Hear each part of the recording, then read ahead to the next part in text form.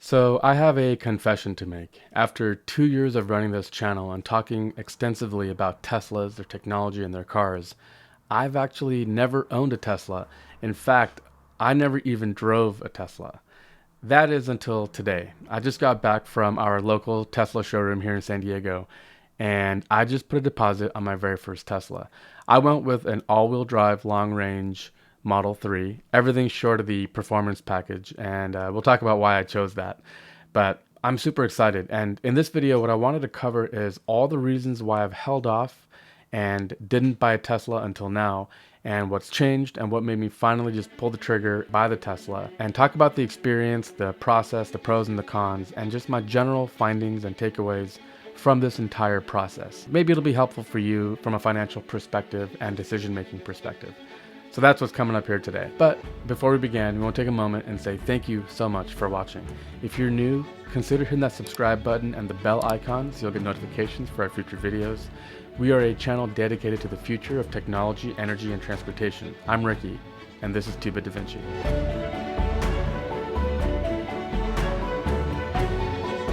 All right, so I just got back from the dealership and I'm about to get a Tesla. Now, I don't have a Tesla yet. For anybody who's bought a Tesla, you know you don't just go drive up and pick one out and drive home with it. You put in an order and it gets delivered. It's more like buying something on Amazon than it is from buying a car at a dealership. So let's start with why I have not bought a Tesla till now. The very first reason is I'm a software engineer. I work from home remotely in my home office, and my wife is staying at home with our kids until they go to school. So between the two of us, we currently have 2 cars and no commute. Yeah, my wife does drive quite a bit for all of her activities and my son's, but in terms of actually commuting or needing cars, our requirements are a lot lower than most people's. That's been probably the biggest reason why I haven't bought a Tesla. Is it hasn't been a high priority because we don't drive very much. We drive less than 10,000 miles per year. The second reason why I haven't bought a Tesla is because I currently have 2 2012 Hondas. I have a Honda Pilot for our big family outings for 8 passengers, and a Honda Civic for the more fuel efficient day-to-day usage. Both cars are paid off, and I can easily keep them for the next 5 or 10 years and have very minimal maintenance. Now, me personally, I've always been a Honda fan. I've owned over 5 or 6 Honda cars and 2 Honda motorcycles, and I'm a huge fan. They've been the most reliable machines out there. Compare that to my 2 BMWs, which were absolutely terrible, cost me thousands of dollars, and constantly had things breaking. The Hondas were a great choice, and I also now have them paid off. So I currently have 0 car payment. The third reason why I haven't bought a Tesla is actually probably the more interesting one. I haven't really talked too much about this on this channel, but I'm a huge car nerd. I love cars. I'm a gearhead, a petrol head, whatever you want to call it. Growing up, I've always loved cars. And for me, it's always been about rear-wheel drive sports cars with manual transmissions. That's always been my jam. And for me, knowing that every car for the rest of my life is going to be an electric car, I kind of thought, well, let me get one last hurrah. The car I always look up is the Honda S2000. It's one of my favorite cars that's actually somewhat affordable. And I've had it in my head, and maybe I'll buy an S2000 with a 6-speed manual, that's all they came in, and drive for a few years and get that out of my system before buying my Tesla and never looking back. But as I looked at it more, and some of these cars have 100,000 miles, and with all the concerns about maintenance and what you're getting from a car with that many miles, I decided, let's just cut to the chase and go buy a super fast Tesla and be done with it. The other car I stay up at night sometimes and I'll look up on Craigslist is the Acura NSX. That has always been my dream car, and those cars have actually gone up in price. Buying one now will cost you between $40,000 and $70,000. So again, I can buy a brand new Tesla for less than that. It started to become clear that maybe I just got to do this. And who knows, maybe in the future I'll have my Tesla and I'll maybe buy some old Honda S2000 as kind of a weekend car or a project car. But honestly, at this point, probably not. So yeah, again, no car payment, $0 a month, to now buying a $50,000 car. That's a huge financial choice. And for anyone who knows me, you know I'm super, let's call it frugal. I don't like spending money. I always try to save. I do whatever I can for myself. That's always been at the core of my financial strategy. And buying a $50,000 car would be a first for me. The most expensive car before this for me was about $30,000. And that was when I was younger and a little more loose with my money. So this is a big financial decision, and it wasn't an easy one, but my wife and I thought about it, we talked about it, and the next reason is probably one of the big things that finally did push me over, and we'll get to that. Currently, the fuel prices are really high, and we'll talk about that later on, but that's one of those things that got us thinking, And the second thing was the government subsidy ending here this year for Tesla. And that pushed us over the edge to make the decision to go ahead and do this and pull the trigger. So those are all the reasons why I have not bought a Tesla. So now let's talk about my experience with Tesla so far. I walked into a dealership. I had a list of questions. I'm a mechanical engineer by schooling. And so I had a list of every question. The people there were really knowledgeable. The few questions that the first person I spoke with couldn't answer, she called a specialist, and the specialist answered them for me. Between these two, I got every question I had answered. That is more than I can say about most car dealerships. A lot of these car salesmen barely know anything about these cars. And again, as an engineer and a car enthusiast, I tend to usually know more than they did. And that always bugged me. Right off the bat, the very first thing I noticed is this wasn't the typical car salesman model. I didn't feel the high pressure sales tactics, and I didn't feel that kind of dread. Instead, it felt more like, hey, here's our showroom, here's our cool cars, what can we show you? And it was more of like a hype session. It was more about learning about the car and what it can do. The second thing that I loved about this is there was no negotiations. There have been 2 times in my life where I went to a dealership with cash in hand to buy a car, and I was excited about a car, and I left because the car salesman pissed me off so much that I decided, you know what, forget it, I'm not buying this car. The first was a Honda S2000, brand new. The car salesman I worked with, he irritated me to no end. I could never get a straight answer from him. He wanted me to go into some back room before he'd give me numbers, and I just couldn't have it any longer. Both times, I actually was so mad with the experience that I decided to cancel my car hunt altogether. Not just forget this dealership, I'll go to some other one. No. I just decided, screw it. I'm going to go home. I have better things to do. Forget this car. I don't need it. Here, Tesla has fixed pricing. It doesn't matter who you are or who you talk to or how much you negotiate. Their price is their price. It's like buying something from Apple.com or Amazon. You don't haggle or negotiate. And that takes away one of the things that people hate most, which is when you walk out of a car dealership, did I get a good price? Did other people pay less than me? There was none of that dread for me. I knew I was getting a car, and here's what it was worth, here's what I could buy it for, and here's what I did buy it for. That just took all the pain and uncertainty out of the equation, and I love that. So this direct-to-consumer model is something we're going to make an entire video on, so subscribe and stay tuned for that. We're going to cover one of the innovations that Tesla doesn't get enough credit for, and that is the direct-to-consumer model that they've pioneered here in the United States. So future video will cover that more in details, but it is awesome, and I hope more car companies adopt this model in the future. And so as I was looking at this Model 3, I was just floored by all the amazingly cool attention to details that they had. So as an engineer, here's one example for you. In the Tesla Model 3, the door release isn't a lever. In most cars, you pull a mechanical linkage and it just pulls a little latch and opens your car door for you. In the Model 3, in the front and the back, it's actually an electric switch. Now, there is a manual mechanical release door for the front doors as well, but you're supposed to use the electronic switch. The reason why is because if you look at the Model 3's doors, it has a coupe-like profile. It does not have a trim around the windows, which is, first of all, super awesome. And second, as a result, the windows will actually ride up about an inch into the windowsills, into the weather stripping to make that really tight seal to minimize wind noise. Other cars have had this. I had a 1997 BMW M3 that had it, so that's not that new.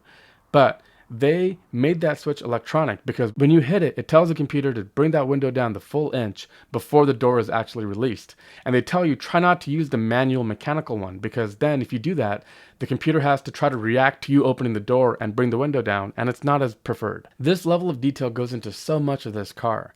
And in my test drive that I took today, I was behind a new Audi A6, and this guy was like trying to go around me and trying to cut me off and stuff, and I just hit the gas and I flew past him like he was standing still. The car is absolutely amazing. I have been in Tesla Model 3s before. I've been in the dealership before. I've read about them. I've made hundreds of videos. But the reality is, until you drive one yourself, you can't fully appreciate it.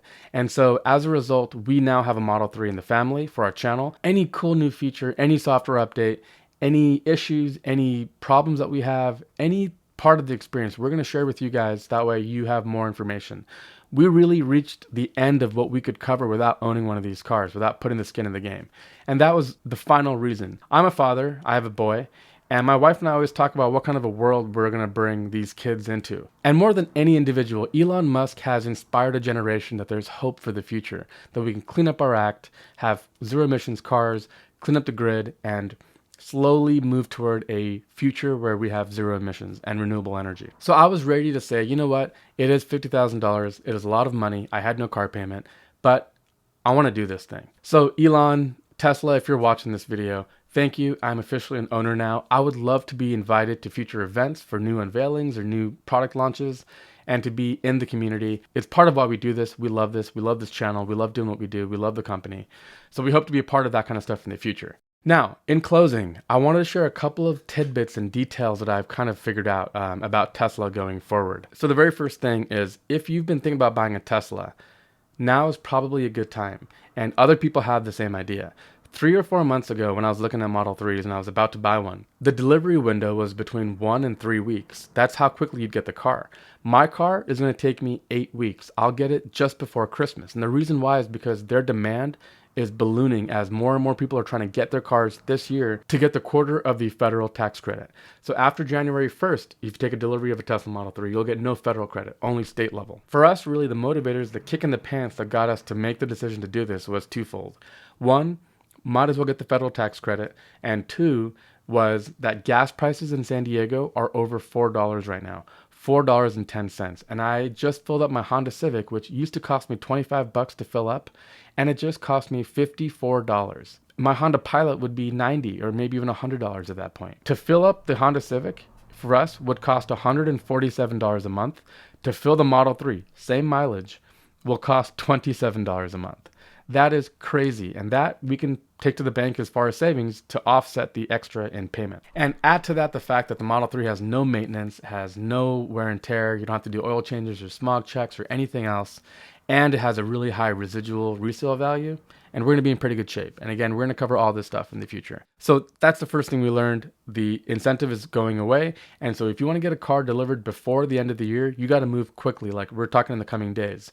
Now that I'm an owner, I do have a Tesla referral link. And for anybody who's thinking about a Tesla, and if you want to support us in one other way, think about using our referral code. It'll be in the description on the screen. That would help us out a lot. The second piece of information that I learned is that Tesla is slowly moving away from all their third-party vendors. So Tesla uses a third-party company for their sales and their customer relationship management tools. They're in the process of making their own in-house. It'll require hiring software engineers, building platforms and tools and apps. But once they do, they can cut that out. And they're doing this across the board. They're looking at every part of their business and saying, here's a place where we have a third-party vendor who we buy this from or we license the tool from. How can we build it ourselves and get rid of them? And they are trying to cut cost in every way. And that's pretty amazing because Tesla is taking that vertical integration model beyond just their cars. They're actually going to streamline their entire business, not just the car part, but the technology part as well, with the customer relationship management, sales and maintenance and connectivity. They're going to take all of that in-house slowly over the coming months and years and try to streamline the process and hopefully pass those savings on to their customers as well. The last thing I wanted to share with you is that they've changed their deposit to just $100. So when we walked out of there, all we were charged is $100 and we now have a spot in line. 8 weeks from now, we're going to get an invitation code to say, hey, your car is about 10 days away. And in that time, we have all of our finance options ahead of us. We can bring in private financing with a third-party loan. We can pay it cash. We can do a lease. The only problem with the lease I didn't like is that you can't buy out the car at the end of the lease, which is what I would have probably done. So as a result, I'm going to buy the car and finance it. And as far as how much I'm going to put down, I'm going to play with the numbers and see how the numbers come out. The other thing is, if you have a car for trade-in, take it to Tesla, and what they will do is they'll pull up your car on Kelley Blue Book, KBB.com. They'll find the average value for your car for trade-in, and they'll give you that number. There's no haggling and negotiating and all that BS. And in fact, you can put the details of your car into KBB.com and you can know exactly what they'll offer you. So now what we have is we have a 2-month window where we can privately list our Honda Civic for sale. If we sell the Civic, then great. We have cash in hand as a down payment and we have no trade-in to Tesla. But if for a couple of months we don't get anyone to buy our Civic, then we'll lose a little bit of money because it won't be quite as good as private party sales, but we can sell it right to Tesla.